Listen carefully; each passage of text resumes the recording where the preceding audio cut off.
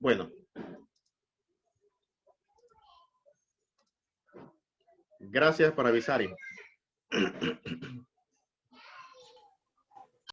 Entonces, ustedes van a observar acá que tengo a dos personajes. La participación histórica de estos personajes no es al azar o no es solamente por querer agregarlos, sino que es debido al papel que tuvieron estos personajes. Y aquí ustedes van a ver que tenemos a Valle, José Cecilio del Valle. Muchos quizás no guardamos o no pensamos de que Valle tuvo relación con la federación. Y Valle sí tuvo una relación profunda con la federación. Al punto que Valle fue una de las personas o uno de los primeros que se les encomendó estructurar las bases iniciales de lo que fue la federación, con lo que fue el segundo triunvirato, que ahí lo vamos a ver también, que el segundo triunvirato fue la segunda junta de gobierno que nombra lo que es el Congreso de las Provincias Unidas de Centroamérica para lo que es la administración ejecutiva de las provincias. Y que Valle era, un triunvirato es una, jóvenes, para que me comprendan, es como decir un gobierno en donde existen tres personas, donde es como una junta de gobierno compuesta por tres personas. Ese es un triunvirato. Y Valle formó parte de lo que fue ese triunvirato, el segundo. Y él promulgó muchas políticas que iban encaminadas a la consolidación de la federación.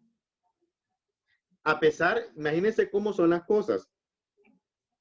Valle no era de la idea, en primer lugar, de la independencia, por ejemplo. Él consideraba que era muy prematuro. O sea, no, él no se oponía a que fuéramos independientes, sino que él determinaba de que se tenían que analizar muy bien y tomar en cuenta la opinión de todas las provincias. Por ejemplo, vamos a ver más adelante, en relación a la independencia, cómo la promulgación de la independencia del 15 de septiembre de 1821 fue un acontecimiento en el cual no se le tomó o no se tomó en cuenta la participación de muchos sectores del resto de las provincias, sino que fue algo que lo hizo casi unilateralmente Guatemala. Pero ustedes se preguntarán, ¿pero qué tiene que ver Guatemala con esto? Y aquí es donde viene lo que les dije, lo que explicamos en el parcial pasado. Recordemos que vamos a ir al mapa para que me puedan entender.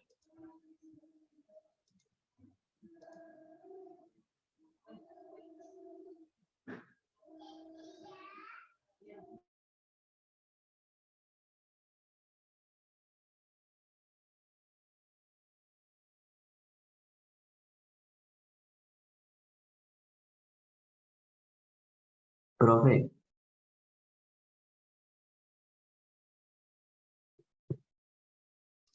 Permítame, es que se me desconfiguró esto. me anotó en la lista porque yo entré hace un ratito. Ya lo anoto ya, no se preocupe. Solo quiero ordenar bien esto porque se me movió.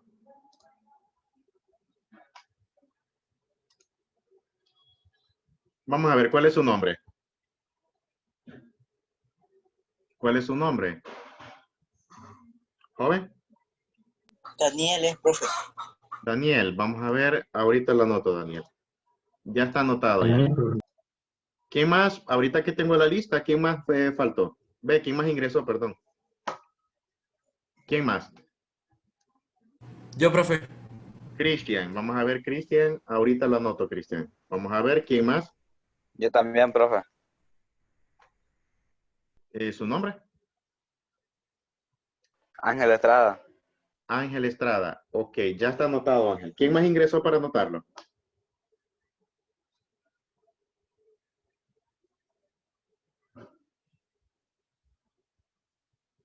Creo que son todos, profe.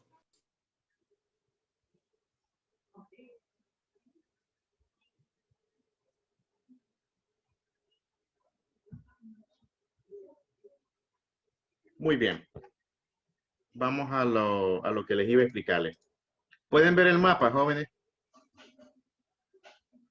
¿Jóvenes? Sí, sí se mira. Bueno, vean Sí se ve. este mapa que yo les estoy compartiendo ahorita. Es el mapa donde, si ustedes recuerdan, durante el periodo colonial, que lo vimos, ¿se acuerdan cuando les hablé y les expliqué sobre lo que eran las instituciones coloniales en América? Los virreinatos. Sí, los virreinatos, el conjunto de India. Bueno, Eso. en el caso de los virreinatos, el virreinato era la máxima institución colonial que había en América. Era una institución de carácter civil, ¿verdad? El virrey era el representante del rey de España en América. Pues bien, en el caso de nosotros pertenecíamos al virreinato de Nueva España. Es toda esta zona que está pintada aquí. Ese era el área de influencia de lo que era el virreinato de Nueva España. Panamá no, profe. Dígame. Panamá no. Panamá Panamá. no. Ya les voy a explicar por qué. Y es algo que también se los detallé.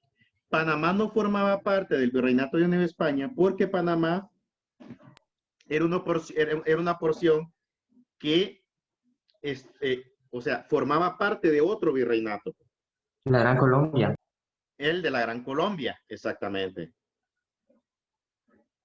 Y si ustedes observan, toda esta zona era correspondiente a otro virreinato. Luego aquí teníamos otro virreinato y así. Teníamos el virreinato de Nueva Granada, el virreinato de La Plata. Ahora, en el caso de nosotros, a lo que nos concierne, de nuestro virreinato, hubieron muchas zonas en América que fueron zonas que de una u otra manera les costó a los españoles tratar de pacificar. Si ustedes recuerdan cuando les hablé del proceso de resistencia de los nativos en Centroamérica. Centroamérica fue una zona bastante complicada para los españoles. Recordemos que los españoles le llevaron más de 80 años pacificarla. Porque se daba la situación de que cuando a veces se construían o se fundaban poblados, estos eran atacados por los nativos. La táctica de los nativos era, pues, como por decirlo así, atacar y luego huir a las montañas. Luego los españoles tenían el problema de que eran interceptados sus convoyes de sus caravanas, por ejemplo. Recordemos que cada uno de los poblados estaba comunicado por vías, no carreteras, sino que eran caminos de herradura. Entonces era una zona, toda esta zona era bastante peligrosa para los españoles, porque eran los invasores. Entonces, ¿qué fue lo que hizo España? Bueno, dijo España, bueno, si esta zona es bastante complicada, no la vamos a administrar ni gobernar como una institución civil, como lo que era el virreinato, sino que vamos, en su defecto, a gobernarla como una institución militar. Y es ahí cuando se implanta lo que es la instauración de la Capitanía General de Guatemala. Recordemos que en Guatemala, España pues concentró en primer lugar la sede de la Capitanía General. Automáticamente, con este simple hecho, le otorgaba a la provincia de Guatemala una ventaja comparativa por encima de las demás provincias. Al ser la sede de la Capitanía General, ahí se concentraba todo: el poder político, el poder económico, el poder eclesiástico. O sea, era como, por decirlo así, la zona La máxima autoridad. La zona de mayor autoridad y de mayor valor. Exacto. Entonces, como la Capitanía General era una institución o una organización colonial eminentemente militar, se instaura con el objetivo de ¿qué? militarmente se logren controlar todos estos territorios de Centroamérica. El área de lo que hoy conocemos como El Salvador, lo que hoy conocemos como Honduras, Nicaragua y Costa Rica. Ya de Panamá en adelante era otro virreinato. Era otro virrey el que tenía a su cargo ese territorio. Ya nos apareció el aviso ya. Siempre con el mismo enlace ingresan cuando se corta, está bien. Entonces, esa ventaja le generó bastante privilegio a la clase criolla de Guatemala. Porque durante el proceso de colonización, pues ellos, como era prácticamente el lugar donde estaban o donde tenían presencia las instituciones coloniales, pues ellos se habían creado con ese sentimiento de superioridad por encima de las demás provincias. Y por el simple hecho que ellos creían, y cuando yo digo de ellos, estoy hablando de la clase dirigente criolla de Guatemala, ellos creían de que tenían más autoridad que las demás, o que su autoridad estaba por encima de las otras clases criollas del resto de Centroamérica. Una aclaración, jóvenes, no es que esté diciendo de que solamente en Guatemala había, en las otras provincias también existían la pernoctancia de criollos. La única diferencia era de que los criollos de Guatemala eran los que estaban más empoderados, porque ahí es donde estaban las instituciones más importantes. Imagínense que educativamente en Guatemala estaba pues la Universidad de San Carlos. En Guatemala se concentraba todo, lo académico, lo intelectual. La Universidad de San Carlos es una de las universidades más antiguas de América y es prácticamente pues la primera de Centroamérica. Por ejemplo, cuando los hijos de los criollos querían ir a estudiar, la única institución de prestigio que había era la Universidad de San Carlos. José Cecilio del Valle, cuando ustedes saben de que él nació en Choluteca, pero él solamente estuvo poquitos años acá. Él ya de 10 a 11 años, la familia de él se traslada para Guatemala, porque en Guatemala Y allá era él donde... creció, ¿verdad, profe? Exactamente, él creció En la allá. tarea que usted nos dejó, ahí en el video, ahí se miraba, se explicaba cómo fue la vida de él, que primero fue Exactamente, abogado y después diputado y exactamente. así. Muy bien, exactamente. Vamos a anotar su nombre, Dana. Aquí tengo una listita y voy anotando los que me participan. Entonces, la familia de Valle era una familia muy adinerada. Valle fue un criollo. Eso no lo vamos a negar. Pero no lo condenamos por el hecho de ser criollo, pues. Quizás el hombre no tuvo culpa de haber nacido en cuna de oro.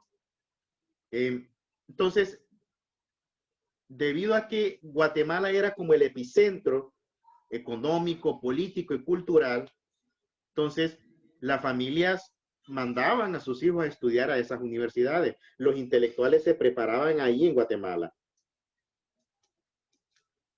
Entonces, como que esa idea les quedó a los guatemaltecos, específicamente a la clase criolla guatemalteca, como que les daba el derecho de que ellos podían decidir por encima de los demás, que era equivocado. Pero ellos se les fue quedando esa idea, una idea errónea. Entonces, en el caso de Guatemala, por esa razón, es que vamos a ir viendo nosotros más adelante la influencia que tuvo Guatemala en lo que fue el proceso de independencia, el hecho de que nos anexáramos a México después de la independencia. Entonces, todas esas cositas no se me asusten, porque también no crean de que, o sea, ahorita es una percepción o un esbozo de lo que vamos a ir tratando en su conjunto, que lo vamos a ir dividiendo por partes. para entrar en materia,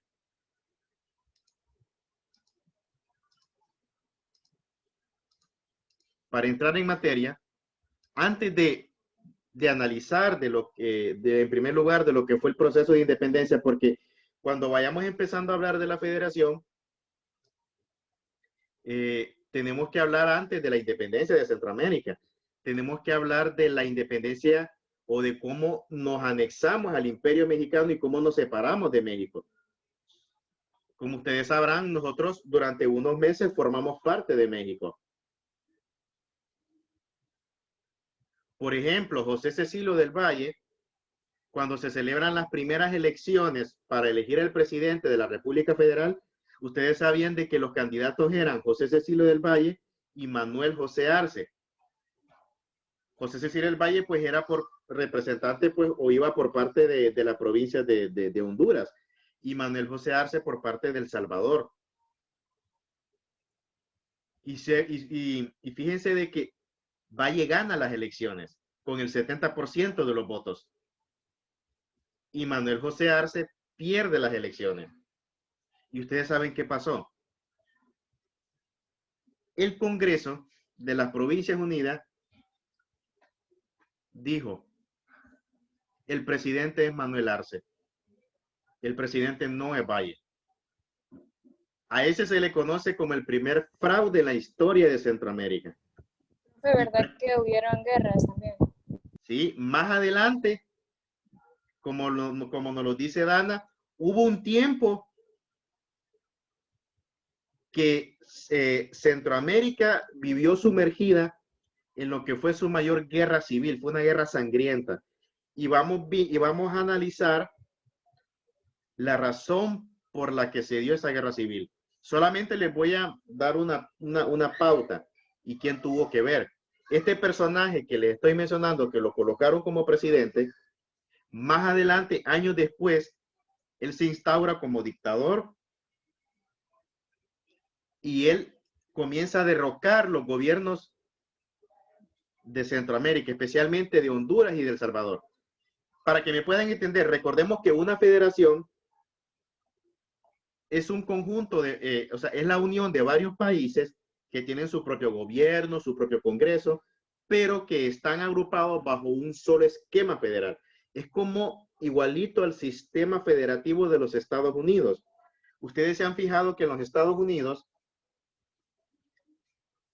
tenemos han escuchado hablar de los estados, el estado de la Florida, el estado por ejemplo, de California, de Nuevo México, y que cada estado tiene sus propias leyes, tiene su propia independencia, eligen su propio gobernador, pero estos estados a su vez están sujetos a lo que es una sola figura federal, se le conoce como el gobierno federal. El gobierno federal está por encima de las leyes de los estados a nivel interno. Entonces, en Centroamérica, cuando se independiza los Estados Unidos desde un inicio aplicaron esa forma de gobierno. Y en Centroamérica utilizaron ese ejemplo y lo quisieron trasplantar a través de la Federación Centroamericana. Parte de lo que es la inspiración de la Federación Centroamericana, los líderes de ese tiempo se inspiraron en el sistema federalista de los Estados Unidos. Entonces, en el caso de Arce, cuando les decía, cuando Manuel Arce derroca, invade Honduras, solamente como un dato histórico, cuando Manuel Arce lo imponen como presidente, recordemos que les dije de que Valle le quitaron la presidencia. El Congreso dijo, no, va a ser Arce, porque Arce entró en componendas y en arreglos internos con los criollos de Guatemala y algunos criollos de Centroamérica.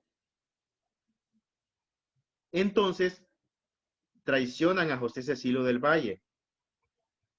José Cecilio del Valle, recordemos que él iba por el Partido Conservador, mientras que Manuel Arce iba por el Partido Liberal. Una aclaración también. Cuando yo digo Partido Liberal, no vayan a pensar que es el mismo Partido Liberal de ahorita. No, en ese tiempo había una corriente que se le conocía como liberalismo, tanto política como económicamente. una doctrina filosófica y política que estaba nutrida por lo que era la Ilustración de Europa. La Ilustración fue un movimiento político, filosófico y económico en donde pues pregonaba